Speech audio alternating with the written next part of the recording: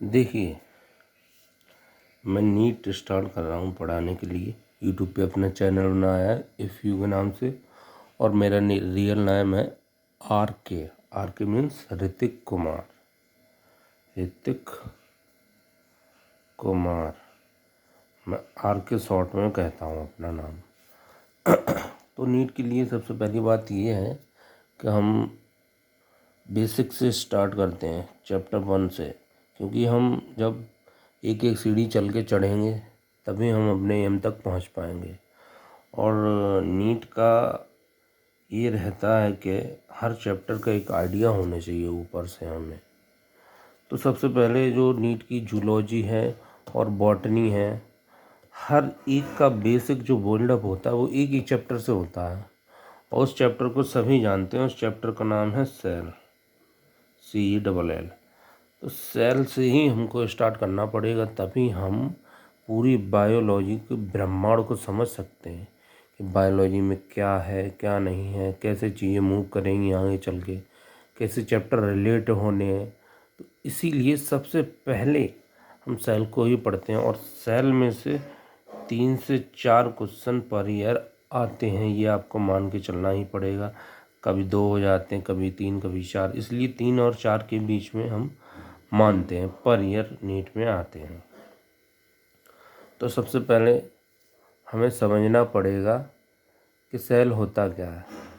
देखो, CBSE board के level पर बोर्ड के एग्ज़ाम होते हैं ना, वहाँ तक तो लेवल ये है सेल की definition, cell is the basic unit and functional structure of life.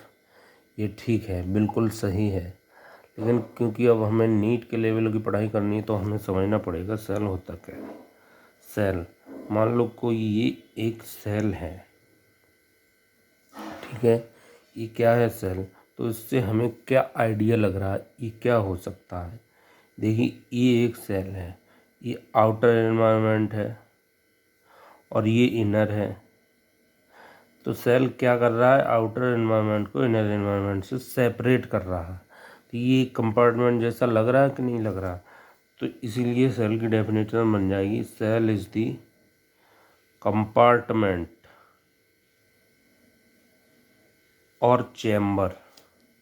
Cell एक कंपार्टमेंट है और चैम्बर है जो कि सेपरेट करता है, which separate outer environment to inner.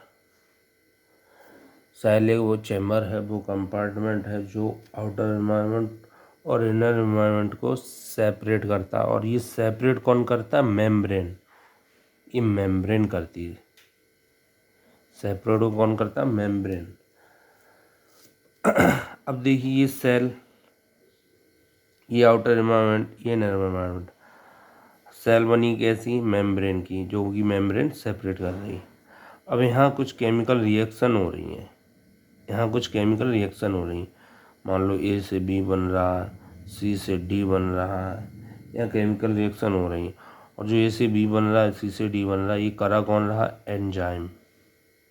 Reaction को करा कौन रहा है, एंजाइम। और जो रिएक्शन एंजाइम कराती है उसको हम क्या बोलते हैं, मेटाबॉलिक रिएक्शन। Metabolic reaction. तो सेल का बनने का पर्पस ही ये था, क्योंकि सबसे पहले लाइफ कहाँ आई थी, पानी में, पानी में आई थी। सेल का बनने का मेन पर्पस यही था, जो केमिकल रिएक्शन हो रही है उसको सेपरेट किया जाए, पानी से अलग कर दिया। पानी से किसने अलग कर दिया, मेम्ब्रेन ने। अब ये आउटर एनवायरनमेंट अलग रहा, इनर का अलग रहा। अब ये आराम से स्पेसिफिक काम इसका हो सकेगा, इसीलिए ये मेम्ब्रेन आई। तो अब ये जो मेम्ब्रेन है, सेल मेम्ब्रेन, पूरा खेल इसी का है, इसी ने पानी से अलग किया। ये बनी होती है मेड अप ऑफ लिपिड की। सेल मेम्ब्रेन किसकी बनी होती, सेल मेम्ब्रेन लिपिड की बनी होती है, जो कि आउटर एनवायरनमेंट और इनर एनवायरनमेंट को सेपरेट करती है। अब हम लिपिड के बारे में पढ़ते हैं, क्योंकि जितने भी ऑर्गेनिज्म हैं, यूकैरियोटिक, प्रोकैरियोटिक, एनिमल वगैरह, सब में जो मेम्ब्रेन पाई जाएगी वो लिपिड की ही पाई जाती है। लिपिड देखते हैं। लिपिड बेसिकली कौन सी लिपिड होती है? फोस्फोलिपिड। फोस्फोलिपिड। सबसे पहले हम स्टार्टिंग से करते हैं इसको। मान लो ये एक लिपिड का मॉलिक्यूल है। ऊपर वाला पोलर होता है, हेड, इसको पोलर हेड बोलते हैं। नीचे वाला पार्ट नॉन पोलर होता है, इसको टेल बोलते हैं, नॉन पोलर टेल। जो पोलर हेड होता है वो हाइड्रोफिलिक होता है, हाइड्रोफिलिक। जो नॉन पोलर टेल होती है वो हाइड्रोफोबिक होता है, हाइड्रोफोबिक। हाइड्रोफिलिक वाला पार्ट अट्रैक्ट करेगा वाटर को, हाइड्रोफिलिक वाला पार्ट रिपेल करेगा वाटर को। तो इसीलिए ये पोलर लिपिड का मॉलिक्यूल एक एग्रीगेशन बनाएंगे बाइलेयर में। जैसे एक ये बन गया, एक ये बन गया, एक ये बन गया, एक ये और एक ये। इसी तरह से इधर से भी बन जाएगा, इसी तरह से इधर से, इसी तरह से इधर से, इसी तरह से इधर से, इधर से। ये वाला पार्ट है हेड वाला, ये पानी से अट्रैक्ट रहेगा लेकिन ये अंदर नहीं आने देगा क्योंकि टेल वाला पार्ट इधर है। इसीलिए जो अंदर केमिकल रिएक्शन हो रही हैं उन पे कोई बाहर का एनवायरनमेंट का इफ़ेक्ट नहीं पड़ सकेगा। तो ये सेफ हो गई। अब हम स्ट्रक्चर देखते हैं लिपिड का।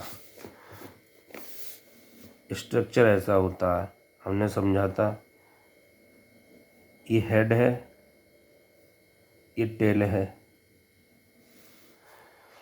अब देखिए हेड क्या होता है, टेल क्या होती है। ये CH2, CH और CH2, इससे एक फैटी एसिड जुड़ जाएगा और इससे एक फैटी एसिड जुड़ जाएगा। इससे जुड़ेगा फॉस्फेट, इससे जुड़ेगा फॉस्फेट। इसीलिए ये टेल वाला पार्ट हो जाएगा। हाइड्रोफोबिक होंगे, रिपेल करेंगे वाटर को, ये अट्रैक्ट करेगा वाटर को। तो ये हुआ लिपिड का स्ट्रक्चर।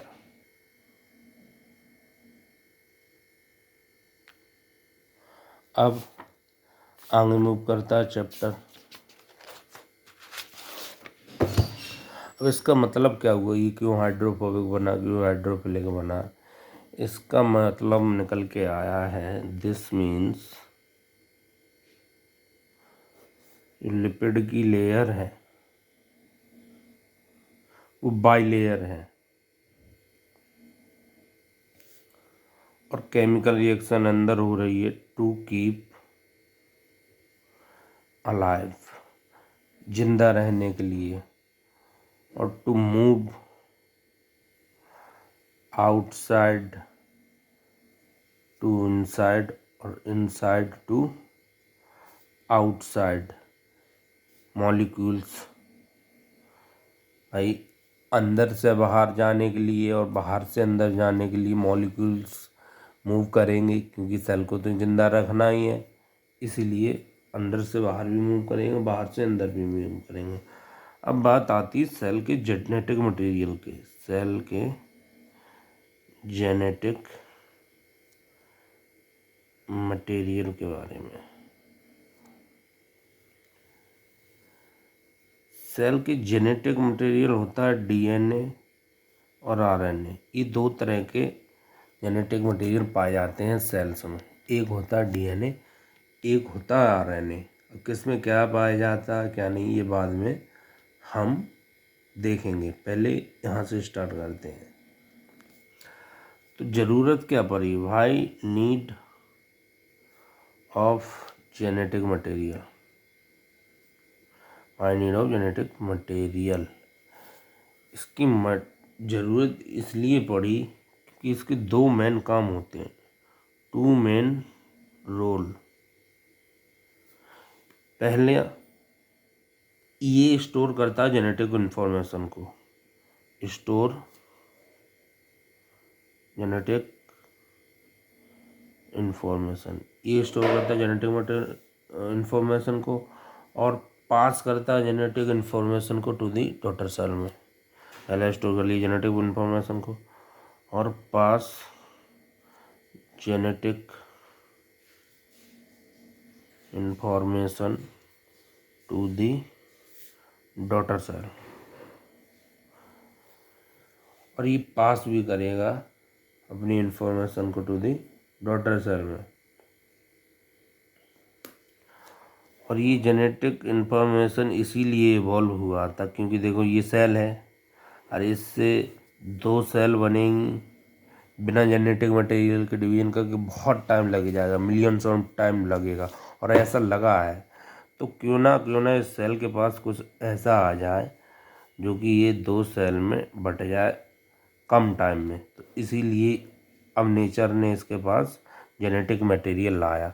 जिस जेनेटिक मटेरियल लाया इवॉल्व हुआ, उसके पास जेनेटिक इन्फॉर्मेशन रही, सारी केमिकल रिएक्शंस की इन्फॉर्मेशन है, कौन सी केमिकल रिएक्शन करवानी कौन सी नहीं करवानी, सब कुछ इसके पास इन्फॉर्मेशन रहा और ये पास भी हुआ अपने 2 डॉटर सेल्स में। इस तरह से ये जेनेटिक मटेरियल का एवोल्यूशन हो गया। अब देखिए जो जेनेटिक मटेरियल होता है वो 2 तरह का होता है, एक डीएनए होता है, एक आरएनए होता है। डीएनए की form deoxy ribo nucleic acid, RNA की फॉर्म राइबो न्यूक्लिक एसिड। तो डीएनए पाया जाता है जेनेटिक मटेरियल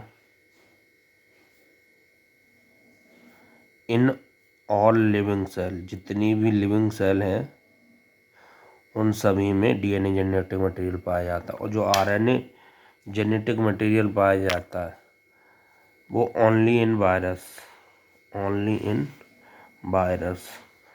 देखिए यार, डीएनए जेनेटिक मटेरियल है वो तो सभी लिविंग सेल में होगा और आरएनए जेनेटिक मटेरियल है तो वो सिर्फ और सिर्फ वायरस में होगा। और डीएनए जो होता है वो सिंगल स्ट्रैंडेड भी होता है, डबल स्ट्रैंडेड भी होता है। ये सिंगल स्ट्रैंडेड है, ये डबल स्ट्रैंडेड है। और जो डबल स्ट्रैंडेड है वो सभी लिविंग सेल में पाया जाता है, सिंगल स्ट्रैंडेड वायरस में पाया जाएगा। और जो आरएनए है वो भी सिंगल स्ट्रैंडेड होता है और डबल स्ट्रैंडेड भी होता है। आरएनए भी सिंगल स्ट्रैंडेड होता है और डबल स्ट्रैंडेड भी होता है। अब यहाँ तक सेल और जेनेटिक मटेरियल इवॉल्व हो चुके हैं। अब इसका मतलब क्या है, इस चीज़ों से हमें एक चीज़ समझ में आई, फॉर एनी सेल, किसी भी सेल के लिए 4-5 चीज़ें इम्पोर्टेंट होती हैं। पहला, उसमें कंपार्टमेंट होना चाहिए, कंपार्टमेंट जो कि मेम्ब्रेन का होता है, जो कि सेपरेट करता है आउटर इन्वायरमेंट को इनर इन्वायरमेंट से, वो क्या है, मेम्ब्रेन। दूसरा, साइटोप्लाज्म, क्योंकि उसमें लिक्विड फॉर्म में होता है साइटोप्लाज्म, जिसमें केमिकल रिएक्शन हो सकें। तीसरा, जेनेटिक मटेरियल होना चाहिए, जेनेटिक मटेरियल होगा तभी तो सारी प्रोसेस हो पाएंगी उसकी, तभी डॉटर सेल में उसकी इंफॉर्मेशन जा सकेगी और वो स्टोर करके लाएगा सभी इंफॉर्मेशन को। और चैनल्स प्रेजेंट होने चाहिए, channels present on membrane, membrane के पास चैनल प्रेजेंट होने चाहिए जिससे सेल जिंदा रह सके, मॉलिक्यूल्स अंदर से बाहर जा चुके और बाहर से अंदर जा सकें। और एक राइबोसोम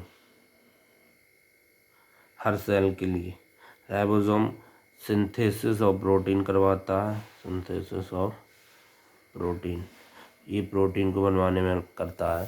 तो ये चीज़ होनी चाहिए सभी सेल के पास, तभी वो जिंदा रह सकता है। अब हम देखेंगे कि प्रोकैरियोटिक सेल क्या होता है और यूकैरियोटिक सेल क्या होता है। देखिए ये है प्रोकैरियोटिक सेल और ये है यूकैरियोटिक सेल।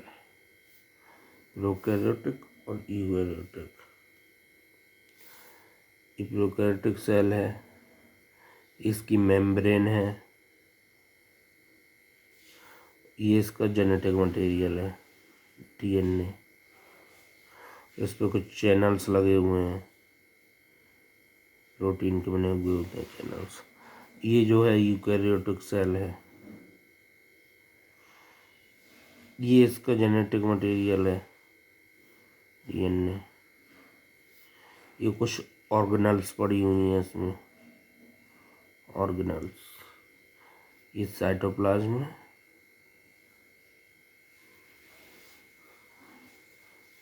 इसमें भी चैनल्स लगे हुए हैं। ये मेम्ब्रेन है। और इसमें डिफरेंस क्या है इन दोनों सेल में, यूकैरियोटिक सेल में और प्रोकैरियोटिक सेल में डिफरेंस क्या आता है? इसमें ये डिफरेंस आता है कि जो यूकैरियोटिक प्रोकैरियोटिक सेल का जो जेनेटिक मटेरियल होता है वो सर्कुलर होता है, ऐसे करके, ठीक है ना।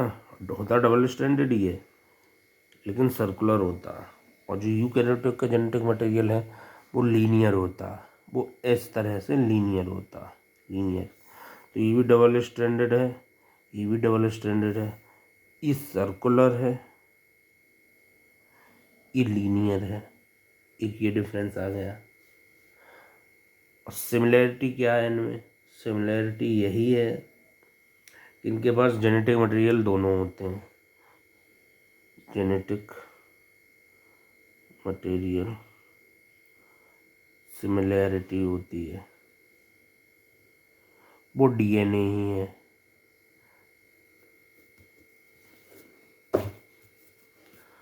और जो प्रोकैरियोटिक का डीएनए है, यूकैरियोटिक का डीएनए है।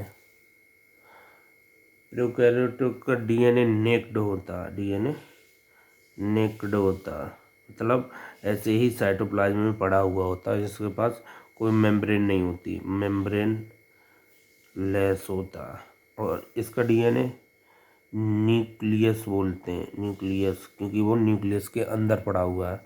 वेल डिफाइंड न्यूक्लियस होता है, एक मेम्ब्रेन के अंदर पड़ा हुआ होता है इसीलिए। और इसमें ऑर्गेनल्स होती हैं जो वो विदाउट मेम्ब्रेन होती हैं, विदाउट मेम्ब्रेन होती हैं। इसमें जो ऑर्गेनल होती हैं, ऑर्गेनल्स विद मेम्ब्रेन होती हैं। इसमें जो ऑर्गेनल होती हैं उनके पास भी मेम्ब्रेन होती है।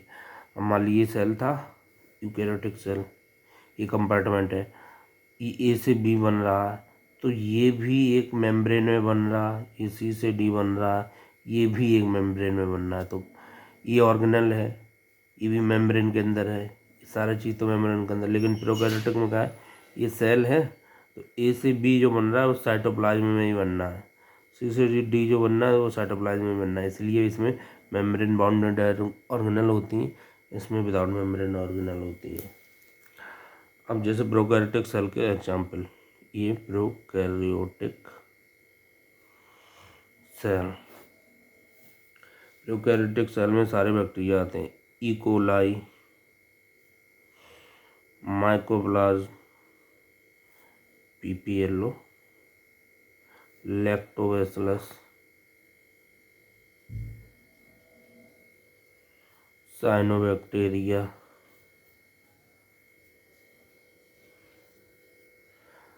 साइनोबैक्टीरिया। ये साइनोबैक्टीरिया में आपको ये दो बैक्टीरिया याद रख लो, तीन। एक होता है एनावीना और एक होता है नॉस्टॉक, एक होता है स्पाइरुलिना। और आर्की बैक्टीरिया होते हैं, आर्की बैक्टीरिया जैसे मिथेनोजन।